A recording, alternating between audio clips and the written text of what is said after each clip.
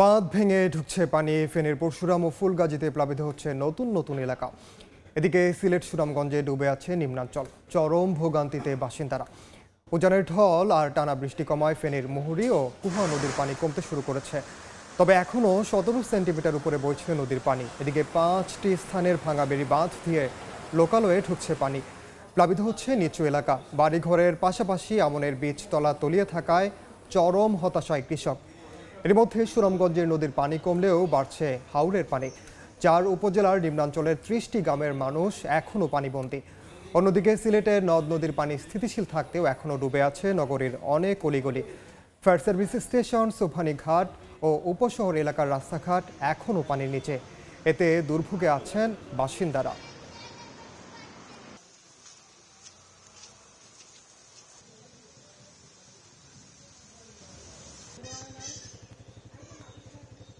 দু-তিন ঘন্টা বৃষ্টি হয় তাহলে দেখা যায় যে এখানে হাঁটু থেকে কোমর পানি হয়ে যায়। সব সময় একটু বৃষ্টি হলে এই জায়গা পানি জমে যায়। ড্রেনেজ ব্যবস্থার জন্য এটাই আমরা দুর্ভোগের প্রথম কারণ। বাজার ঘাট করা, স্কুলে যাওয়া, অফিসে যাওয়া, তার বাবা অফিসে যায়, খুব কষ্ট হয়। বিস্তারিত জানাতে এই মুহূর্তে ফেনীর পরশুরামে আছেন সহকর্মী আতিয়ার সজল, সিলেটের কোম্পানিগঞ্জে আছেন রিপোর্টার ইকরামুল কবির এবং রংপুরের গঙ্গাচড়া থেকে যুক্ত হচ্ছেন সহকর্মী আব্দুর রশিদ জীবন। শুরুতেই সরাসরি যাচ্ছি সজলের কাছে। সজল, সোমবার রাতে যে মুহুরী নদীর পানি বৃদ্ধি পেয়ে বিপদসীমা অতিক্রম করার পর যে 122 কিলোমিটার বন্যা নিয়ন্ত্রণ বাঁধ রয়েছে ফেনীর মুহুরী ও কহুয়া নদীর, সেই নদীর বাঁধের কিন্তু 5টি স্থানে ভাঙন সৃষ্টি হয়ে লোকালয়ে কিন্তু পানি প্রবেশ যে শুরু হয়েছিল সেটি কিন্তু এখনও অব্যাহত রয়েছে। যদিও নদীর পানি যখন ভেঙেছিল তখন কিন্তু বিপদসীমার 140 সেন্টিমিটার উপর দিয়ে প্রবাহিত হয়েছিল, কিন্তু আজ কিন্তু সেই বিপদসীমার এখনও কাছাকাছি রয়েছে। মানে আজকে কথা বলেছি আমরা 17 সেন্টিমিটার উপর দিয়ে প্রবাহিত হচ্ছে এবং নদীর থেকে পানি প্রবেশ লোকালে অব্যাহত রয়েছে।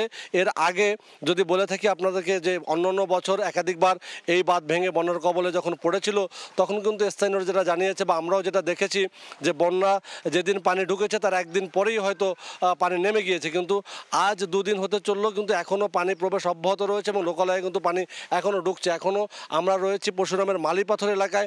দেখতে পাচ্ছেন এই এলাকার যে গ্রামীণ সড়ক সেগুলো কিন্তু এখনও পানির নিচে তলিয়ে রয়েছে। বাড়িঘর এখনও কিন্তু পানি রয়েছে এবং অনেকের চুলোয় রান্না হয়নি এবং তারা কিন্তু অনেকটা দুর্বিষহ জীবনযাপন করছে এবং জানেন যে এখন সাপের একটি আতঙ্ক রয়েছে। অনেক শিশু বা বয়োবৃদ্ধ তাদেরকে নিয়ে কিন্তু তারা একটি চরম আতঙ্কের মতো দিন কাটাচ্ছে। আর সব মিলেই কিন্তু স্থানীয় প্রশাসন যেটা বলছে, তারা কিন্তু পানি উন্নয়ন বোর্ড যেটা বলছে যে পানি যদি নেমে না যায় তারা হয়তো এই বাঁধগুলো হয়তো মেরামত করতে পারবে না, কারণ তারা বলছে পানি শুকিয়ে যাওয়া ছাড়া এই বাঁধ তাদের পক্ষে মেরামত করা সম্ভব না। অন্যদিকে স্থানীয়রা যেটা বলছে যে সামনে এখন আমন মৌসুম, এই আমন মৌসুমে কিন্তু তাদের কিন্তু বীজতলা তারা দিয়েছে, সেই বীজতলা কিন্তু এখন পানির নিচে রয়েছে। সেই পানির নিচে যদি এই বীজতলা যদি এখন যদি পানি শুকিয়ে না যায় তাহলে যে বীজ তারা বুনিয়েছিল তা কিন্তু ক্ষতিগ্রস্ত হবে, যা কৃষিতে একটি নেতিবাচক প্রভাব পড়বে। আমরা কিন্তু এখন সিলেটের বন্যা পরিস্থিতি জানতে চলে যাব, সেখানে রয়েছে আমাদের এক সহকর্মী ইকরামুল কবির, তার কাছে। আমি এই মুহূর্তে আছি সিলেটের কোম্পানিগঞ্জ উপজেলার শিমুলতলার গুচ্ছ গ্রামে। এই গুচ্ছ গ্রামের প্রায় 270টি পরিবার আছে, 1,500 মানুষ তৃতীয়বারের মতো পানিবন্দী হয়ে পড়ল এবং এখানে প্রত্যেকটা বাড়িতে পানি ঢুকে গিয়েছে এবং যেই সড়ক আশেপাশের যে সড়কগুলো আছে সড়কে কোথাও কোমর পানি, কোথাও গলা পরিমাণ পানি। এই এলাকার মানুষের এক দুর্বিষহ অবস্থা যাচ্ছে এই বছর বা এই মৌসুমে। 2010 সালের পরে এইবারই তারা সবচেয়ে বিপর্যস্ত অবস্থার মধ্যে পড়ল।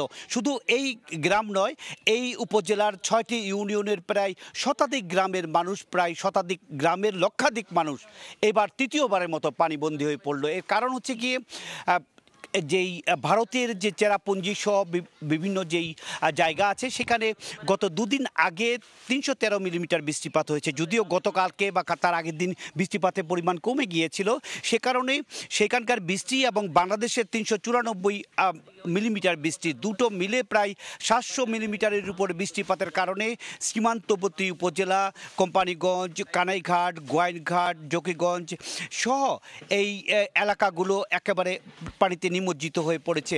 অন্যদিকে জন্তাপুরের বিভিন্ন নির্মাঞ্চল পানিতে তলিয়ে গেছে। বিশেষভাবে ক্ষতিগ্রস্ত হয়েছে গোয়াইনঘাট এবং পার্শ্ববর্তী উপজেলা কোম্পানিগঞ্জ, এগুলো সব কিন্তু সীমান্তবর্তী উপজেলা। এই এলাকার প্রায় 7 লক্ষাধিক মানুষ এখন পানিবন্দী অবস্থায় আছে। অন্যদিকে সুরমা নদীর পানিও বিপদসীমার উপরে উঠে গিয়েছে সিলেট পয়েন্টে। এই মুহূর্তে সিলেটের সুরমা এবং কুশিয়ারার 6টি পয়েন্টে পানি বিপদসীমার উপর দিয়ে ওঠার কারণে নতুন নতুন জায়গায় প্লাবিত হচ্ছে এবং সব কিছু মিলে মানুষ আবার তৃতীয়বারের মতন বিপর্যস্ত হয়ে পড়ছেন এবং বিপর্যস্ত হওয়ার কারণে মানুষের যে আর্থসামাজিক এবং পরিবেশগত যে ভারসাম্য সেটি অনেকভাবে ত্রুটিপূর্ণ হচ্ছে। এর একমাত্র কারণ হচ্ছে সিলেটের উপর দিয়ে যে নদীগুলো চলে গিয়েছে, সীমান্ত নদী কিংবা সুরমা কুশিয়ারা সব নদীগুলো ভরাট হয়ে গিয়েছে। এর কারণে পানি ধারণ ক্ষমতা একেবারে কমে গিয়েছে। মোটামুটি এই ছিল সিলেটের বিভিন্ন নদ নদীর পানি বাড়ার কারণে যে বিভিন্ন জায়গায় পানিতে তলিয়ে গেছে তার সবশেষ খবর। এবার আমি চলে যাচ্ছি রংপুরের বন্যা পরিস্থিতির সবশেষ খবর জানার জন্য। সেখানে রয়েছেন আমাদের সহকর্মী জীবন, তিনি জানাচ্ছেন সেখানকার পরিস্থিতি। গত কয়েকদিনের টানা বর্ষণ এবং উজান থেকে নেমে আসা পাহাড়ি ঢলে আবারও কিন্তু তিস্তায় কিছুটা বন্যার দেখা দিয়েছে এবং আমরা যেটি দেখছি যে তিস্তার যে নিম্নবর্তী অঞ্চলগুলো রয়েছে অর্থাৎ চর অঞ্চল এবং নিম্ন অঞ্চল, এই অঞ্চলগুলোতে কিন্তু পানি ঢুকে পড়েছে এবং বেশ কিছু ঘরবাড়ি কিন্তু পানির নিচে তলিয়ে গেছে। এবং আমরা যদি বলি গেল 20 দিনে কিন্তু তৃতীয় দফায় আসলে তিস্তায় বন্যার দেখা দিয়েছে। বিশেষ করে তিস্তার গঙ্গাচর উপজেলা, কাউনী উপজেলা এবং পীরগাছা উপজেলা, এই 3 উপজেলায় কিন্তু রংপুরের আসলে কিছুটা বন্যা দেখা দিয়েছে এবং এই বন্যার কারণে যে তীরবর্তী অঞ্চলের যে বাড়িগুলো রয়েছে সেই বাড়িগুলো কিন্তু আসলে একেবারে পানির নিচে ডুবে গেছে এবং এই বাড়িতে যারা বসবাসরত বাসিন্দা রয়েছেন তারা কিন্তু আসলে কিছুটা আসলে ভোগান্তির শিকার হয়েছেন। তারা আসলে বাড়ি থেকে বের হতে পারছেন না। এই সময় সুপেয় পানির অভাব সহ বিভিন্ন ধরনের সমস্যায় তারা ভুগছেন, বিশেষ করে গবাদি পশু, বাড়ির বয়স্কদের নিয়ে এবং শিশুদের নিয়েও কিন্তু তারা আসলে বিপাকে পড়েছেন। এবং একই সাথে যদি বলি তিস্তার তীরবর্তী অঞ্চলগুলোতে যে ফসলের ক্ষেতগুলো ছিল এই ক্ষেতগুলো কিন্তু আসলে নষ্ট হওয়ার পথে, যেহেতু গেল 20 দিন ধরে দফায় দফায় আসলে পানি উঠছে, পানি নেমে যাচ্ছে, সেই কারণে কিন্তু এই তিস্তা তীরবর্তী অঞ্চলের যে বাদামের ক্ষেতগুলো ছিল সেই বাদামের ক্ষেতগুলো কিন্তু ইতোমধ্যে কিন্তু পচে গেছে। তারপরে আমনের যে বীজতলা সেই বীজতলা কিন্তু নষ্ট হওয়ার পথে এবং একই সাথে পাট ক্ষেত রয়েছে। এই সময় আসলে এই পাট ক্ষেতও কিন্তু আসলে নষ্ট হওয়ার পথে। কৃষক যারা রয়েছেন তাদের সঙ্গে আমার কথা হয়েছে, তারা যেটি বলছেন যে এই তিস্তার তীরবর্তী অঞ্চলে যে পাট ক্ষেতগুলো রয়েছে এই পাট ক্ষেতগুলো আসলে দীর্ঘদিন ধরে পানির নিচে ডুবে থাকার কারণে এগুলো আসলে গোড়ায় পচানি ধরেছে। সেই কারণে এই পাট ক্ষেতগুলো যেমন নষ্ট হয়ে গেছে তেমনি আমনের বীজতলা, একই সাথে যে বাদামগুলো আসলে কিছুদিন পরেই তারা আসলে মাঠ থেকে ঘরে তুলতে পারতো সেই বাদাম ক্ষেতগুলোও কিন্তু আসলে পচে নষ্ট হয়ে গেছে। এবং পানি উন্নয়ন বোর্ড বলছে যে তিস্তার যে ব্যারেজ পয়েন্ট সেই ব্যারেজ পয়েন্টে কিন্তু আসলে একেবারে বিপদসীমা অতিক্রম করেনি। তবে তিস্তার যে রংপুরের কাউনিয়া পয়েন্ট ছিল সেই কাউনিয়া পয়েন্টে কিন্তু রাত থেকে কিন্তু তিস্তা 20 সেন্টিমিটার উপর দিয়ে পানি প্রবাহিত হয়েছে এবং সকাল থেকে কিন্তু কাউনিয়ায় কিন্তু তিস্তার বিপদসীমার নিচ দিয়ে পানি প্রবাহিত হচ্ছে। তো সব মিলে যদি বলি রংপুরের এই তিস্তায় কিন্তু আসলে বলা চলে যে পানি বাড়ার কারণে সাধারণ যারা মানুষ রয়েছেন নিম্ন অঞ্চলে তারা কিন্তু বেশ ভোগান্তিতে পড়ছেন। তো সব মিলে এই ছিল রংপুর থেকে সব শেষ। সরাসরি যুক্ত ছিলাম ফেনী, সিলেট এবং রংপুরে।